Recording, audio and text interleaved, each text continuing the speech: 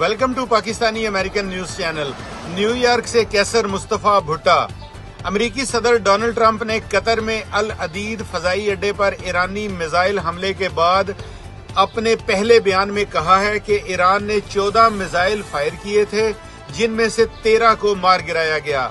Truth social पर अपनी एक पोस्ट में डोनाल्ड ट्रंप का कहना था कि एक ईरानी मिसाइल को आजाद छोड़ दिया गया था क्योंकि उससे कोई खतरा नहीं था।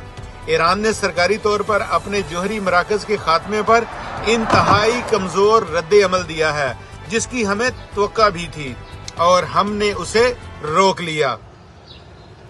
अमरीकी सदर के मुताबिक ईरानी हमले में किसी अमरीकी को कोई नुकसान नहीं हुआ।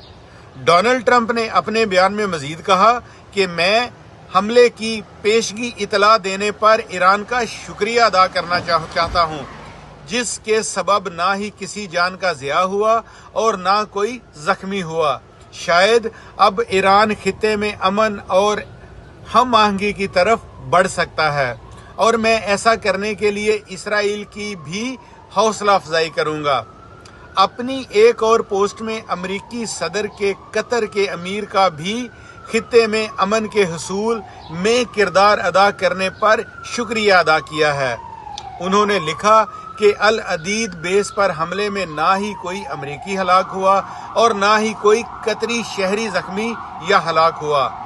ट्रुथ सोशल पर अपने तीसरे पैगाम में अमरीकी सदर ने लिखा कि ये अब अमन का वक्त है।